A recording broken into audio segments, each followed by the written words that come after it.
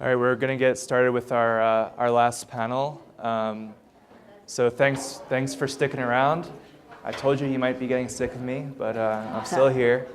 So now we're going to turn to employee engagement and how to keep employees really driven and focused and ready to do their job. And luckily, we have some great people here who are going to give us all the answers. So maybe we can just start with each of you from a general perspective. I think that could be helpful. Just give us a few tips or tactics that you use to keep employees engaged, and how you sort of work that into the regular mission duties of the agencies. So Roosevelt, you want to kick things off for us? Sure, absolutely. Thank you for having me. So 3 C's: communication, connection, and courage. And a lot of that's been already said here from some of the prior speakers and panelists.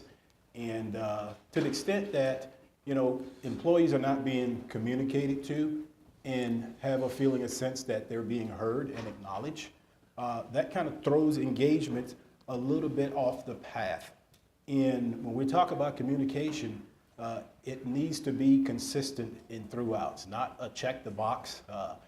Every day as you come in, it's nice to acknowledge your people, certainly. But on a more substantive issue or matter, it's communicating with them throughout the entire time that they're there, throughout the entire, what I like to say, rating cycle. Because so many employees, believe it or not, they want to have a really good understanding of what's expected of them. And most people really want to do a good job. I don't believe that people get up in the morning and say, you know what, I'm going to go in and do the worst job I possibly can today. I don't believe that. And so to the extent that I think that supervisors are key, and we've heard this morning. In fact, supervisors are probably the most critical entity to employee engagement, because what you often hear is that, or you heard before, people don't typically quit their organizations, they quit their supervisor. And so to the extent that supervisors are engaging with employees, i.e. communicating with them, letting them know what's expected of them with clarity, not just generalities, and being specific about what's expected on their job and assign meaningful work for them, I think that will go a long way in terms of engaging employees. Then we talk about connection. Connecting in terms of really showing the employee that he or she is appreciated. Again, we've heard some of that here earlier from some of the earlier speakers and panelists, so it's nothing new, not a new idea, but something that so often don't take place in the workplace. It's connecting with employees, and connecting not just based on their employment status, but connecting with them based on a personal status. I heard it said this morning, how was Johnny's soccer game yesterday? How was, Susie's baseball game last week? Not just, hey, did you get that task done, or what's the deadline looking like? Those things are important, certainly, because we have to get the mission done, and the way we get the mission done is working through others. But I think it goes a long way if people really have an understanding that supervisors in the organization care for their best interests as well. And you've also probably heard the saying, people don't care how much you know until they first know how much you care, and I really believe that. And then there's courage. The courage part is having those courageous conversations and holding employees accountable when it's necessary. And believe it or not, they want to be held accountable. I think employees really want to know if they're doing a really great job for the organization. Otherwise, why are they coming in every day? And so if they're not doing something, or something is going off track, don't wait 3 to 4 months down the road to then communicate that with the employee. By that time, it's a little bit too late. All right? And so many times I've often heard, and some of that is in our Fed results in the surveys, is that feedback sometimes comes a little bit too late. When the performance appraisal is about 2 months out, and the communication is, well, sorry, you didn't live up to the expectation, that doesn't leave the employee enough time or much time to get things done. So I'll stop there. Well, that was great. That was pretty comprehensive. But I hear from each of you as well, and you guys are in for a treat because we've heard FEVS, the Employee Viewpoint Survey, mentioned a couple times now. The Highway Administration, one of the best performers in the entire federal government, and they've been climbing pretty high for a while now, though, right? So I want to hear some tips from you, and if you want to get into what you think, if there's any specifics you have on what your agency did to get to that level, I'd love to hear about it. Great. Thank you for having us. Thank you for being here. One of the things I think we do within Federal Highways, well, everybody goes through the surveys, everybody takes the surveys or participates certainly in the employee viewpoint. One of the things we do, I think, very well is we actually take that information and use it. We also conduct a all-employee survey every 2 years. We've been doing that for years and years, and so we probably put a little bit more, use that a little bit more than we do the employee viewpoint, although that gives us another data point. But with our all-employee survey, we do that every 2 years. We take that, we develop an action plan, but we also, all of the senior leadership, we get a stack of all the comments, and we go through those comments and look for common themes and use that to develop our action plans. Our employees know that we do that. They know that their comments are going to be read. Our executive director and our administrator and deputy read all of those comments, as do the rest of the senior leadership team. I get a stack every 2 years of all the comments from the agency, and while they're anonymous, I try to focus on those that seem like they may pertain to my office. But employees know that what they say in that survey, somebody's reading, and so we use the information to develop our action plans. We use it to benchmark against the rest of the agency. So I get a list of survey scores and trends from my part of the agency, my office, and we're held accountable for improvements in those surveys. So I think that is one thing that we can all do. It takes time and it takes effort, but people know that the survey means something in our agency besides just filling it out and turning it in and never seeing it again. We try to communicate what's being done in those areas, and probably more importantly, we try to communicate those things, those changes we've made as a result of what we heard. So it really is you speak, we listen, and we try to make it known the things that we've done throughout the year or previous 2 years that have come about as a result of what we heard from the surveys. So I'm going to stop there and let Karen answer a little bit as well. Go ahead, Karen. Hi. Some of the things we also do is we hire the right people. So, and that starts from the bottom, because a lot of the people that you hire at the bottom are going to move up through the ladder, and it is important with those soft skills. So not only do you check references and hire for technical ability, which is important, there are a lot of people out there with the technical ability, but there are also people out there with technical ability and soft skills as well. So those people will probably be moving up the chain. So it's important when you do your hiring that you're really screening for the right people for your organization. And I would say our people are the reason it is such a great place to work at Federal Highways and Transportation. We have, in my opinion, we have some of the best people in the federal government, and they're the right people for the job. And also we provide a lot of training for supervisors, as Amy mentioned, the Employee Viewpoint Survey. We have an FHWA survey. In the FHWA survey, we can ask specific questions that we may see as an issue. Not that our scores are necessarily low, but maybe it reduced by 0.2 or something, so we can focus on the why there and ask specific questions in that survey that you don't get to ask in the other survey, and allow them to speak and communicate the results. I think supervisors have a huge role If you come in and you're just looking for your next promotion and you don't care about the people and the business that you're doing today, they know. It's how you come into an office and introduce yourself if you're new to the position.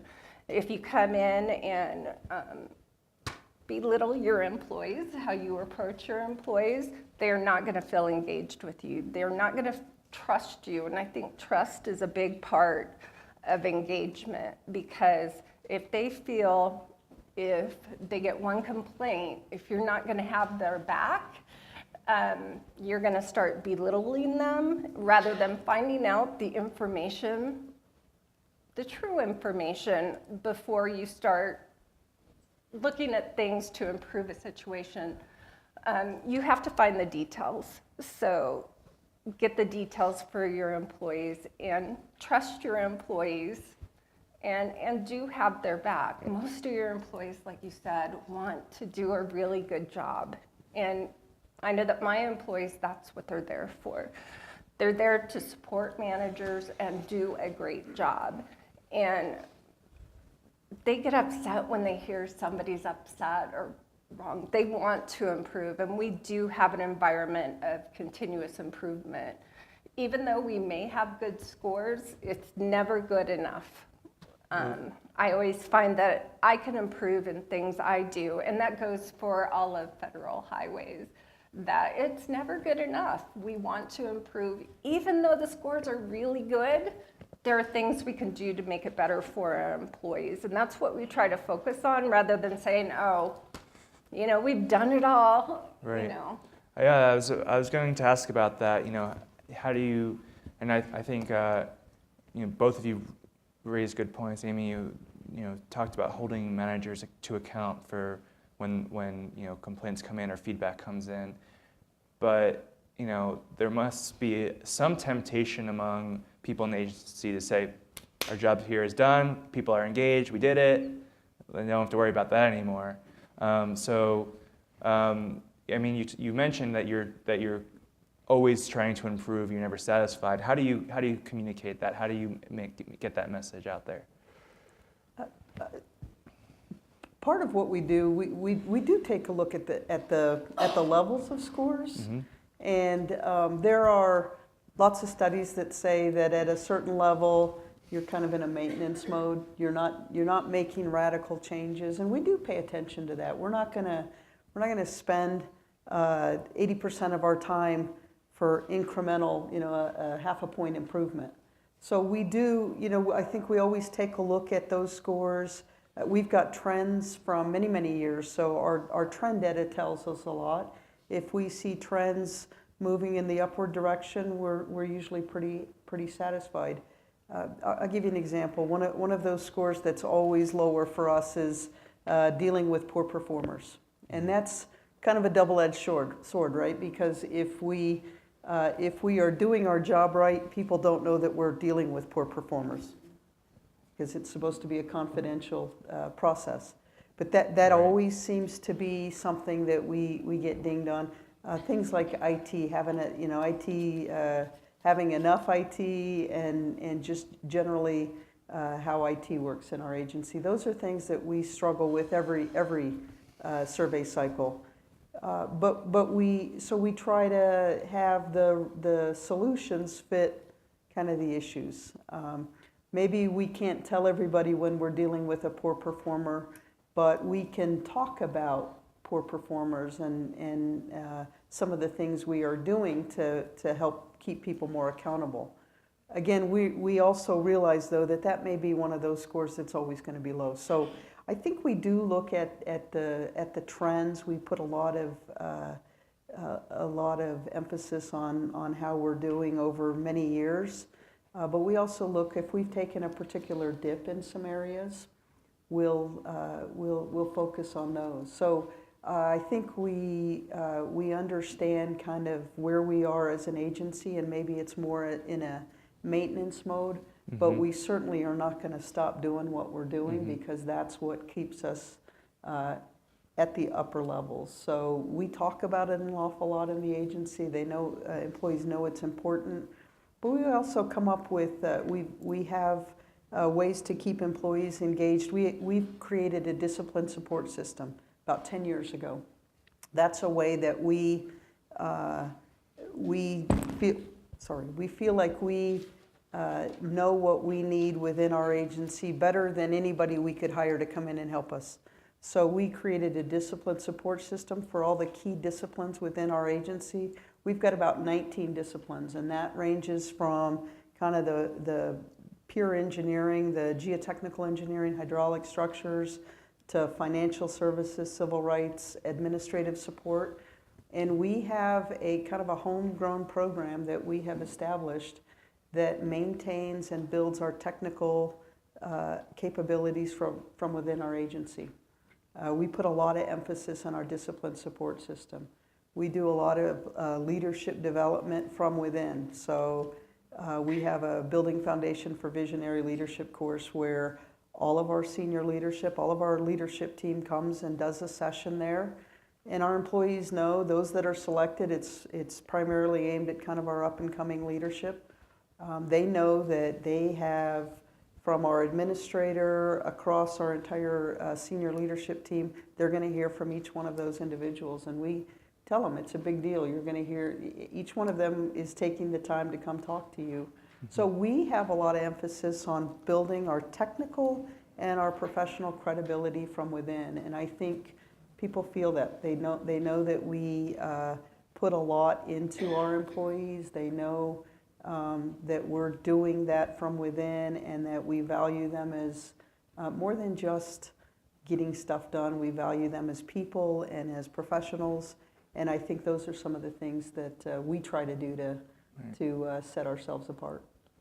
That's great, and I want to come back to that in a minute, what you're doing with those up-and-coming employees, but just to sort of round out this conversation on the engagement scores and how important that is. At the National Park Service, it seems like things, you're coming from a place where not one of the top-ranked agencies, sort of in the lower tier, but things are getting better. Is that the case there, that you're making progress, but still a lot of room to grow? I agree. National Park Service, we've done much in the area of employee engagement. For example, at our headquarters level, we have this model that shows a wheel that shows all of the different components of what it is that we're doing in terms of monitoring and listening. So for instance, there are many opportunities that we have provided, leadership and Park Service have provided, to get feedback from employees, to hear from them about what some of the concerns are on the ground, in addition to the FEPS. And so we've initiated surveys in addition to the FEPS. Another survey is called the Workforce Environment Survey, which really focused specifically on harassment within the workplace. Because while the FEBS may touch somewhat on those things, depending on the questions, doesn't really do a deep dive. And that survey really did a deep dive because we needed to do a deep dive with some of the challenges that we were facing in the National Park Service. And what we got back from that was really good feedback that informed us about where we need to focus our interests. And when we talk about employee engagement, engagement is directly linked to employees feeling safe in the workplace. And that's both feeling safely physically, safely psychologically, and safely emotionally. And to the extent that people feel like they don't have any avenue to address concerns or issues or fears that they have in the workplace, again, that's going to take the engagement piece off the pathway there. And something that you mentioned, Eric, that seems sort of like, you do engagement here, and gosh, glad we have that task done. And what I will say is engagement is not a check-the-box item. Engagement should be a strategic imperative. And so when you look at all of your processes within your organization, therein lies an opportunity for engagement. And so if you're not talking to your people, asking them for feedback so that you know where they stand, what their needs are, so that you know how to go about providing them with the resources that they need. I'll say this, if you're not asking for it, you're asking for it. And so somebody said it earlier, you know, leadership and management is not for the faint of heart. It's hard work, and it's not made for everyone. And so some people, that's just not their thing. And so for some, you know, I'll say this in a lot of my trainings that I do with our leaders and managers, and they look at me kind of funny. I'm like, hey, I know this is not for everyone. And so some of the things that we're talking about, doing a really deep dive in some of the really personnel issues around harassment and this sort, and you get sort of those sort of looks, and I'm like, hey, I know this is tough, but it's not for everyone. And so if it's not for you, then perhaps if you're a technical expert, perhaps then we need to find an area for you to go and do that and not be a supervisor or manager of people. And so I'll stop there, but we're making a lot of progress. It's challenging, it's been an uphill battle, but I think from what we've seen in the numbers and the additional surveys and the feedback that we have, we're continuing to make progress, although small incremental progress, but we're making progress. Yeah, it's a good point. I've had interviews with people who themselves or have talked about, you know, they took the promotion up to the GS-15 or the SES level, and then a year or two later, they're like, you know what, I was happier back at the GS-13 where I was just sort of doing my thing. I didn't have to worry about managing the people aspect. So it's not for everybody. So I wanted to get back to this idea of the impact that training has on engagement. How important is it, do you see, for keeping employees really motivated on the job, to give them new opportunities to, you know, grow their skills or their abilities? And I don't know if this discipline support system that you mentioned, Amy, sort of ties into that, or Karen, if you have thoughts, you know, feel free to jump in.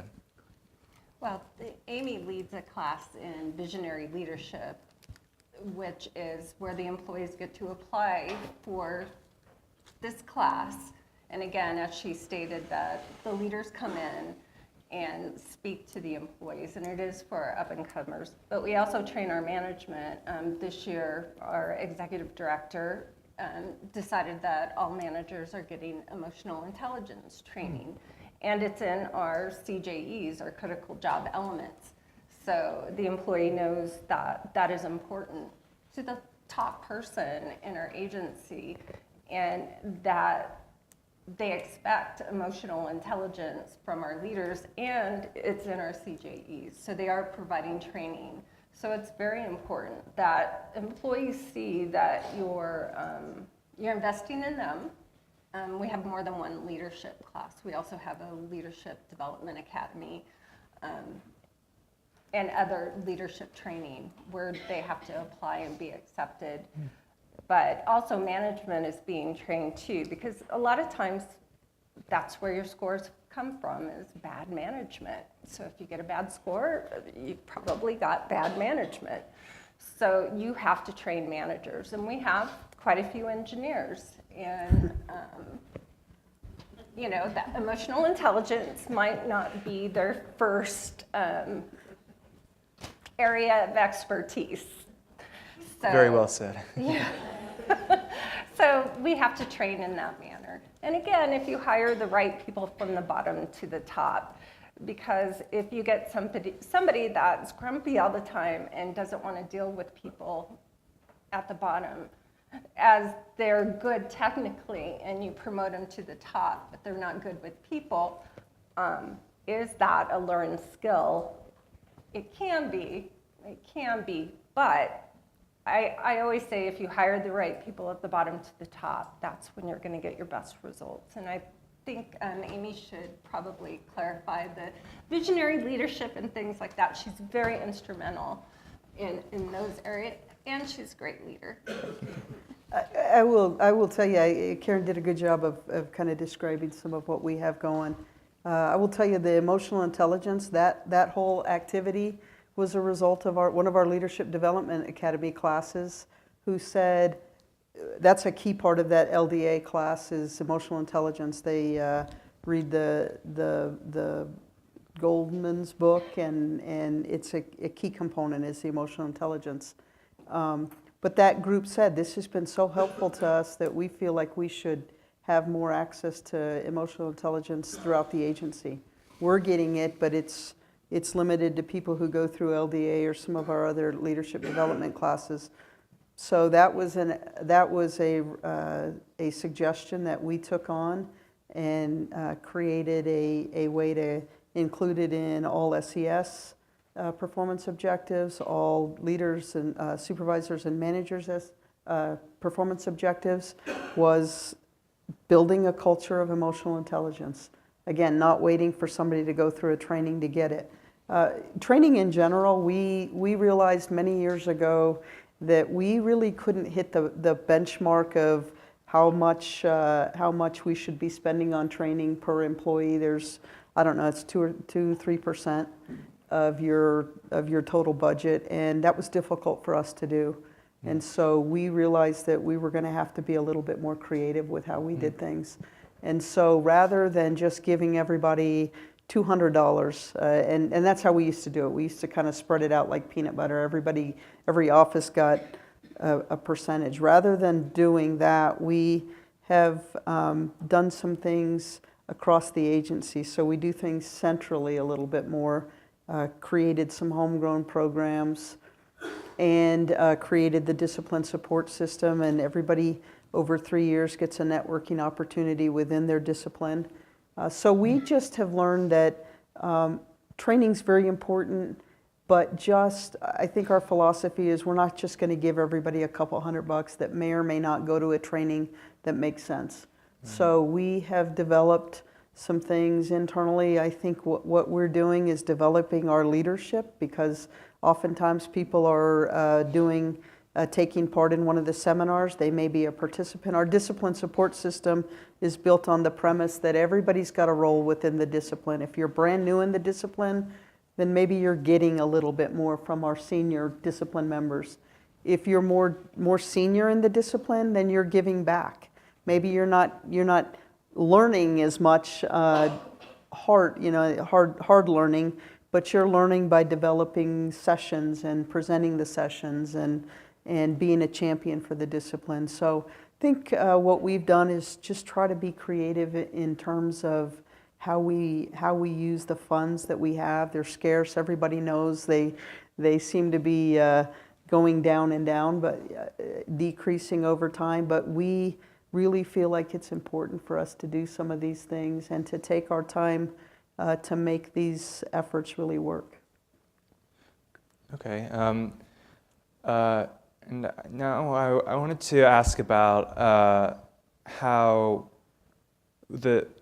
much external factors impact employee engagement. Roosevelt, I'm going to turn to you on this because I feel like Interior writ large and NPS to some extent gets caught up in political winds sometimes. So when Congress changes from one to the next, or administration changes and they have new priorities, is it ever an issue that comes up where employees feel, maybe they start to feel a little less engaged because something they were doing has changed, or they're now doing the opposite thing? And how do you try to manage through that? Sure. Yeah. When I hear the question, I think about our HR area, Right. Where within the National Park Service in particular, there's been a lot of changes in the HR area, and the Fed results shows that, because a lot of times the people on the ground doing the work don't understand why we're having to do staffing work this way now, or classification work that way or the other. And the thing I like to say about that in general terms is that I've found that people not always are looking for certainty, because there are no certainty. We go through changes of administration, changes of leadership and supervision. Quite often, that's nothing new to any organization. And so what I think that leaders have to focus on, especially those supervisors, because they're key to the engagement piece, is to make sure that they're always clear about what is expected for employees. And so, again, I don't think people are looking for certainty. We know that this is going to happen that way. We don't have a crystal ball, but I think continually to engage, communicate, and clarify with your people about expectations, regardless of what the new wave is important. And so that's some of the things that we continue to try to do in the National Park Service. As you said, because I mean, there are a lot of external factors that impact how we do business Right. on a day-to-day basis within our park units. And so we have to continue to engage with our folks and let them know that they're appreciated, continue to acknowledge them, and to continue to be clear about expectations. Because if you're not doing that as a leader, then they're going to make their own mind up about what is what. And typically, that's not a good story, right? And so you have to be in there and continue to engage that. Mm-hmm. So I want to turn it over to questions from the audience if anybody has one. Any questions? We got one over here on the right. Oh, one here too.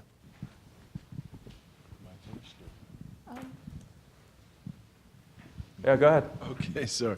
I want to thank you to the panel. I couldn't agree more with the your thoughts on training. But we talked more about the more formalized training, technical training necessary for effective leadership and management. Wanted to get any perspectives on the role training can play in a transformational sense, say, in the areas of succession planning and knowledge management and knowledge capture. I think Karen talked about getting folks involved in the training, putting training together and delivering that. Perhaps some of our retiring or soon to be retired senior feds could get involved in helping in those respects. So any thoughts on the role training can play, maybe a less formalized structure within the agency? Well, I think that goes to your knowledge management group, Yeah, too. yeah. I will say we just refocused our attention on knowledge management just within the last few years. Not that we weren't paying attention to it, but it had kind of morphed into help desks and help services for some of the tools that we had started using as a result of that. I will tell you, we incorporate a lot of that in our discipline. Again, the structures discipline. They have an idea of every bridge engineer in our agency. They have an idea of their competency levels. They have an idea when we're about to have a vacancy. They participate in helping whatever office is losing that bridge engineer. So we do a lot through that discipline system. It has become a way to gather information, to disseminate information, to get feedback. To look at our succession plan for those in that particular discipline. So we use it for a lot more than just, we use it to communicate roles and responsibilities when they're changing, legislative changes. So that's I would tell you, those are key pieces and they're important, and training's a key aspect of that, but we actually use our discipline support system to get to those areas as well. Mm-hmm. Any other questions? We've got one here, and I think there was one somewhere over there. I did, but it's actually taking his to another step. If you don't mind waiting for the microphone.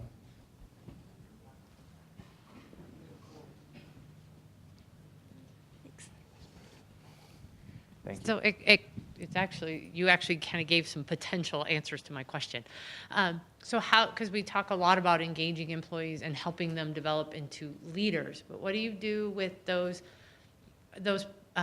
personnel who don't? Like they've come, say they're a veteran retired, so they've come to kind of do their next 10, 15 years, and they don't want that leadership role, but they want to contribute. And sometimes the mission is enough motivation, but how do you engage those employees without saying, hey, more training, yay? Yeah, so within the National Park Service, we look at training really critically in terms of, why are we doing this type of training? And so we really reach out for feedback from all the employee groups to try to determine exactly what it is that they need and that we think they need, instead of just generating a bunch of classes for training and sitting and getting. So we try to stay away from that. But to your point, we understand everyone doesn't want to be in a supervisory or manager's position. If that person is a great technician and they want to continue to support the mission of the National Park Service, then certainly we're going to continue to communicate and work through and engage that individual about what it is that we can do for him or her to continue to keep them around. And one of the question is that, what keeps you coming back here every day? What would cause you to leave here? And so we really take the feedback from those into account so that we can then be informed about what type of training that we're rolling out. But to that point, everyone certainly isn't cut out to be in a leadership position or manager or supervisor, and certainly it's far from us to sort of push those individuals out to do that. If they're a technician, and of course, our park units, we have several of our park system with many things going on at one time, and so some people, myself, I wouldn't want to be a park superintendent. I know my lane. I've been asked by one of our senior leaders one time and says, hey, you know, Roosevelt, you should think about being a superintendent. I said, thank you, sir. I know my lane. Superintendency is not one of them, okay? I love doing what I do. I am a supervisor, manager. I love that aspect of it, but not in that particular role. So same thing goes for general leadership and management. So we try not to push people into something that they don't want to be into, because that's not going to help, certainly with the engagement portion. And within Federal Highways, for us, there are still many, many opportunities for folks in the technical area. Many of us start out as engineers and work our way out of the engineering role, but we still, one of our main partners are the state departments of transportation, and so there's still a lot, many roles for technical people to maintain technical, and they become the technical experts. They're the ones that are providing technical assistance to the states. They're the ones who are helping to deploy new technology. They're the folks that are looking at some of the emerging technologies, the autonomous vehicles, and some of the things that are coming down at us now. So we have many, many opportunities for folks to maintain and continue to be technical and not require that, you know, that's not the only path to promotion is through supervisor or management roles. It's such a special project too. If somebody's been sitting there for 30 years doing the same thing and may not feel valued, they do have an expertise, or they probably wouldn't be there for 30 years. You would probably deal with it if they've been a problem. But you can engage them by giving them different projects. I've seen that on my own staff, where I've had somebody that was going to retire and they decided to stay, and they were very productive in a different type of role. It was related to their job. It wasn't something that was totally out of the realm of what we do, but it was a project where they liked the experience. It was new for them and engaged them more, and I got more work out of a 40-year employee, and it was beneficial to both of them. I would have kept them forever, you know. All right, so never retire. No. All right, well, we're actually out Not of if you're time. good. So thanks to this panel. Really great, interesting stuff. I appreciate you being here. And thanks, everyone, for sitting through me all this time. I appreciate it.